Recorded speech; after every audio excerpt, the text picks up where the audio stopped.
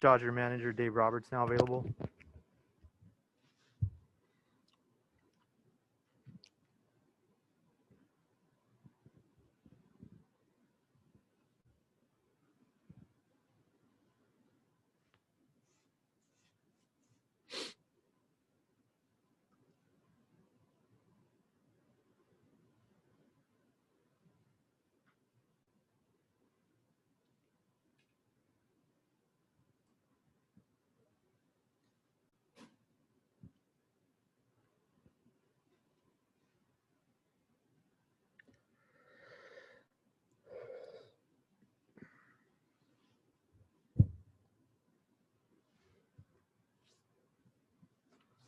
First question's from Dave Vassay. Go ahead. How you feeling, Dave? What's up, Dave? How you doing, Dave? Great. Do you have a game one starter? Yeah, Walker's going to start game one. Okay, so kind of the same setup. And do you have a game three starter for this series, or are you waiting to hold off on that? Exactly. Dave, in the years past, Clayton has been asked to come out of the bullpen for a variety of different reasons. Do you see that scenario coming up in the next two rounds if you're able to advance? Well, I think that if he starts game two, it's game seven would be regular rest. So I don't know. I think that right now we're just kind of more in the state of he's going to start game two, and we'll see where we go from there. Okay, thank you. Yep. Next question's from Alanna Rizzo. Go ahead. Dave, you guys have been so solid in all of the games you have played so far this postseason, and I certainly understand that you take every opponent as a formidable one. But how do you make sure that there's no complacency or expectation because you haven't necessarily had that much adversity, I guess? Well, I think to the complacency question, when you're in the league championship series, I don't think that there'd be complacency. I think that we've been playing good baseball over the last month with the various types of opponents. And I think our guys do a very good job of just kind of really focusing on ourselves playing well while preparing for whatever opponent it is. How pleased are you with the way that you guys have maintained a very business-like mindset? And while you're celebrating the boxes that you check along the way, you can tell by listening to your players that they're not satisfied with what you've accomplished so far. Yeah, there's certainly a balance. You've got to enjoy the ride, the moment, the small victories, whether it be in a game or winning a baseball game. But our goal is very clear, and we have 8 more wins to do that. And it comes with staying focused and playing good baseball. So, every single player understands that. You know your opponent, obviously, in Atlanta. What makes them dangerous this year? I think that, you look at their offense. I think people speak to their offense initially. It's a very balanced offense. They can slug you. They're aggressive on the bases. They catch the baseball defensively, and they can pitch, and they got a strong bullpen. So they check a lot of boxes. It's going to be a fun series. Thanks, Dave. Yep. Next question's from Ken Gurnick. Go ahead. Dave, when you look at Cody Bellinger, first half last year being about as good as anybody could be, and this year kind of erratic, where would you put him at this point on that whole scale from the best to what he's been this year? I would say certainly that first half of the season, he was the best player in baseball, and the numbers spoke to that. And then he sort of got into a funk. I think that he's more I like where he's at right now. I think there's going to be more in there. I think his at-bat quality from at-bat to at-bat is considerably better than it has been all year. I think the defensive engagement is as good as it's been all year. So I expect Cody to continue to impact this next series. Great. Thank you. Yep. Next question is from Jorge Castillo. Go ahead. Dave, you mentioned you guys might have some kind of sim game. Just wondering what you guys have done or are going to be doing in these 3 days between yesterday, today, and tomorrow. Yeah, yesterday was just a day of pretty much a day of rest for most people. Some guys came in and got treatment. Some pitchers came in and played catch. Maybe some guys got a workout in. Nothing on the field. Today we're going to do batting practice per usual, and we're going to do a sim game, probably 4 to 5 innings. We're going to get Gonsolin to throw some innings against some hitters live. So guys will take at bat, and then tomorrow we're going to do more of the same. Do you anticipate using, 4 or 5 starters in a traditional role, like a traditional starter role, or will you guys maybe mix and match and do different things? I would say the traditional starter, but how we get there to games 3, 4, and 5, we might talk about. Do you anticipate any roster changes? We're going to talk through it. I think the one thing that we have to decide is Eddie Rios. He's getting better every day with that groin injury. So he took some swings yesterday, ran about 75%. So I don't know how he is today. So we still have some time on that. And then we're going to continue to talk through a little bit more, maybe the bullpen. What do you think about the bullpen? Oh, we're just going to continue to make sure all the matchups make sense for us. And lastly, for me, you guys had Travis d'Arnaud last year, but for about 5 minutes. Just if you can recall, like what was the thinking there in acquiring him, and what did you guys see that made him, I guess someone who can kind of break out like this? Well, just a lot of his ability to control the strike zone. Bob Guerin had him in New York, raved about the character, the teammate perspective.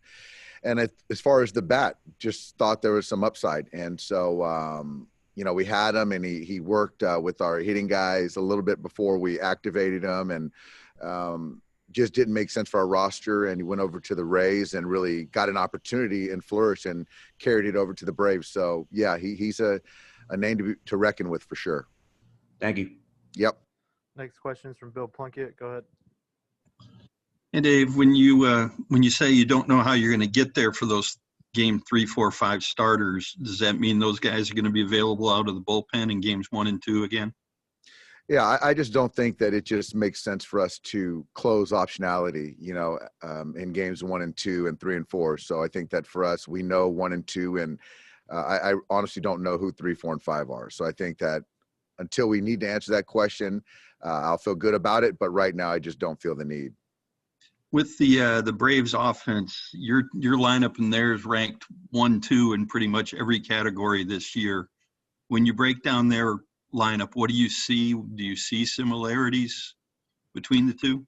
Yeah, I think that, they, number one is a slug. They hit everything, so I think that we got to execute, make good pitches. It's an aggressive offense. In the box, on the bases.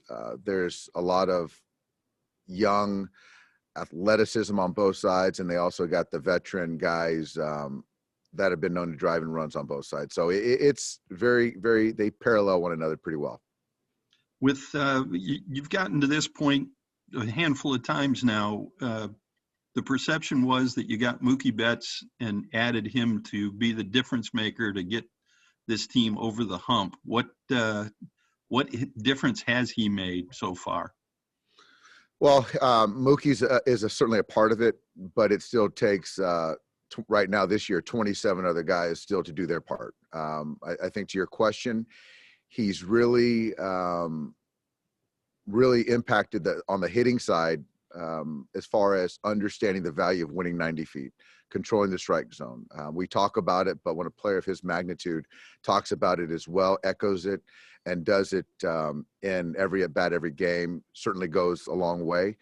Defensively, he's a game changer, and just has done a lot for us on the bases defensively. So he just made everyone around him better. But with that said, we all got to do our part. Yeah, the offense has let you down at times in past postseasons. Does that extra length that he gives you and the influence make you feel better about that not happening again? It does. And I think even the 5 games we played this year, the intent, the game, not the game planning, but the intent, the approach has been considerably better than I recall. Thanks, Dave. Yep. Next question is from Scott Braun. Go ahead. Hey, Doc. Congrats on making it to the next round. Had two things for you. First off, now that you've played here quite a bit, what's this ballpark like, and how much has it helped to get some games under your belt here in the regular season and playoffs, as the Braves have never played here before? It's actually starting to feel like home, which is sort of crazy. But the infield plays true. It's like Arizona, which we're used to that as far as the playing surface. There's some quirks in the outfield lines as far as the enclosures and things that kind of it can kick off the wall, and also the park plays big. So we've had the roof open, but it's still played pretty big. But it's a beautiful ballpark. It plays more to the pitcher, but there's a lot of outfield grass out there for base hits. And then secondly, I just wanted to ask you about, now you've got Acuna and Betts as the leadoff hitters for both sides. So how annoying is it to say dynamic kind of player like that with power and speed and everything else? I mean, you have one of your own, and also just wanted to run through why you think both of those players are so successful in the leadoff spot specifically. And I know, there's a little story to the background of Mookie in the 2 spot a bit, and then finding home again leading off. Well, they both impact the game in every aspect, in the box, in the field, on the bases. They're both energizing players that players gravitate towards, fans gravitate towards. Having them at the top, taking potentially 5 at bats or getting the most at bats on your club, and kind of igniting, setting the tone. They both do that for their clubs. Yeah, and Brian over there has a guy in Ronald, and I have a guy in Mookie. So it's going to be fun, but there's a lot of other players that are going to have to play well for each team to win. Next question is from Mike DiGiovanna. Go ahead. Thanks. Hey, Dave.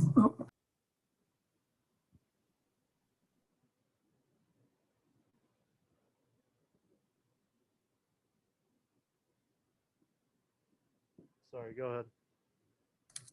Oops, you there? Yeah, go again, DG. Yeah. No matter how the pitching plays out, with 7 games in 7 days, will you have your starters skip their between starts bullpens so they're at least available to pitch on their throw days in games? I don't see that happening. I see that Clayton and Walker will do their regular sides and be ready to pitch on their regular rest days. So would maybe Urias have a better chance of being a swing guy, though? Absolutely. He's going to pitch very meaningful innings. How important is that to have a guy who's done both those things, especially very recent history? It's great. And I think that, in theory, on paper, you can look at matchups and say that it could work. But until you really do it, and you have to take the player, certainly's mind and experience has got to be a factor. And Julio's done it. He's had success in all roles, so makes us feel more confident. But with that said, whatever role that we put him in, I know he's going to be ready, and they're all important. Thanks. Next question is from Jared Diamond. Go ahead. Hey, Dave. So I'm sure you well know that the Braves had an incredible amount of success this year hitting against high velocity, like that 97 and up, which is something that you guys do probably as well as anyone in the league. So sort of sets up this sort of pitch to their, your strength or to their weakness sort of situation. I mean, how do you sort of view that generally in a situation like that? I just still think it's, nowadays we always talk about timing a bullet. You still got to make quality pitches, and regardless if it's 97 or we saw last night 101 or whatever, if it's not located, guys are going to still square it up. So I think that there's a sequencing component and a quality of the fastball location component. And just one last thing. Besides Andrew, the other 3 GMs left in this postseason are all guys that Andrew hired, who worked for him. I'm just curious what you think that says about him as a leader, that he's sort of created this GM tree that's had all this success here. No, Andrew's a brilliant baseball mind. He is very forward thinking, very inclusive. He relates to the player. So he's great, and he's made me a better manager. And so it's no surprise that, you're looking at all these guys around that have some connection to Andrew and his staffs in years past. Next question is from Cary Osborne. Go ahead. Dave, you've seen so much different pitching this year, from traditional starters to the other day, nearly a dozen pitchers. What is it about the Braves staff that you have not seen this year? And also, what are the biggest challenges that staff presents you guys? Well, I think, Max Fried has really come on to be one of the elite pitchers in baseball. So we've seen him in the past a little bit. So I think that's one thing that is a big deal. Ian Anderson, we haven't seen him at all. I know it's good, really good velocity. So we just don't have a lot of familiarity with him. So I think their bullpen is a strength, and we're familiar with some of these guys, but then those guys collectively are very good and have been very successful. They just do a good job preventing runs. I mean, I think they've done it better than anybody this year in the postseason. So we've got our work cut out for us. Thanks, Dave. Next question is from Tyler Kepner. Go ahead. Yeah, Dave, you guys had a lot of starters last year who didn't return.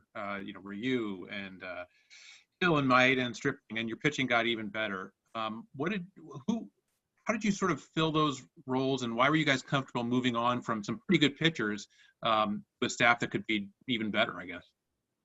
Tyler, yeah, that's a great point. And to be able to move on from 3 All-Stars and to backfill with guys that we did, it's a credit to the organization. You're talking about Tony Gonsolin, who was an outfielder. You're talking about Dustin May, who's now 22, who are pitching meaningful innings. So you're talking about scouting, development, and a culture here that these guys can thrive. And now you're talking about Pryor and Connor McGinnis, Josh Bart, all these guys that are on the pitching side. So it's just, for me, I'm just very fortunate to be around, top to bottom, a very good organization where you can move on from superstars to then arguably get better. Yeah. Yeah. And you talked yesterday and again today a little bit about controlling the strike zone, and that's what you do better this year than last year. When you say that, controlling the strike zone, what exactly are you getting? And it's not just walks and home runs; it's getting the right pitch to hit and do damage on, right? Yeah, I mean, it's really every pitch. I think that, when you can trust running counts and making the opposition continue to make quality pitches, it's stressful. And when you can do that 1 through 9, you have a tendency to run pitch counts up, get in the bullpen, and then get a chance for a mistake to then promote slug. And if not, you take your base and create more stress. So, winning a 2-1 pitch turns into a 3-1 pitch instead of a 2-2 pitch, 2-1 chase. So that's what we're doing a very good job of. And, when we do that, I'll take us against anyone. Thank you. Next question is from Maria Torres. Go ahead. Hey, Dave, I just wanted to follow up on d'Arnaud. Obviously, you didn't get to work with him for long, but did you get the sense that getting that brief opportunity with you was important for him, given where he was in his career at that moment? I do. Travis, I got to know him briefly, and I just loved everything about him. Just really nice way about him. There's a confidence, but there's a humility, and he really wanted to be a Dodger. His family grew up being Dodger fans, and so he had that opportunity, although it was short-lived. But he had a chance to work with some of our hitting guys while he was with us for that brief time, and I think had an opportunity to clean some things up. But I couldn't be happier for him in his career. I don't like seeing him in the 4-hole against us for this next week, but really happy for him. Thank you. Question from Eric Steven. Go ahead. Dave, I know 5-game series and 7-game series is different, but with Dustin May last round, was the thought process with him trying to balance maybe having him impact 2 to 3 games rather than just one with maybe the same number of total innings? That's exactly our thought process, Eric. And you're also putting a guy that had never pitched, with 1 day's rest, so to not put him in harm's way in any way also played into that. So there's a balance between running a guy out there to get outs, but also taking care of them, but also maximizing performance in a particular series. So all that stuff came into our thought process. Yes. Is that hard to sort of balance where, you see some of these teams that are using bullpen games because they're kind of out of starters, where you guys have 5 capable starters to not stick to that? Was that kind of a hard discussion? I wouldn't say hard. It's more of a discussion where you just try to optimize your talent, your arms, matchups potentially to get 27 outs. And however, we decide to do that, another team decides to do that. There's a lot that goes into it. But when you're talking about the options that we have, they're all pretty dang good. Thank you. Yeah. Next question's from Ron. Go ahead. Yeah, Dave, with as good as Austin Barnes and Will Smith have been offensively, is it in your plans to perhaps have both of them in the lineup at the same time? Well, they were in game 2 last series. I would expect the same thing in game 2 this series. And then as we look out to 3, 4, and 5, I'll make a decision. And then the final question's from Bob Bro. He asked that the fans have been sort of absent this season, but on Monday the team has set up a drive-in situation for fans at Dodger Stadium. Can you talk about how this might help the fans? Yeah, I heard there is a drive-in situation at Dodger Stadium. I think it's fantastic. I think it's just, I guess this year, which is so unique to everyone, that it gives Dodger fans an opportunity to be together, instead of in their individual homes, watching us, rooting us on. So to kind of share the same space, I think will be very cool. I haven't been to a drive-in in a long time, but I don't know how it's going to play out as far as optics, but I assume that Stan and Lon are going to make it fantastic, and you're going to get your Dodger dogs. But I think the main thing is, people getting Dodger towels and being together, yelling and screaming for our club is kind of cool. Thanks, Dave. Thanks, everybody.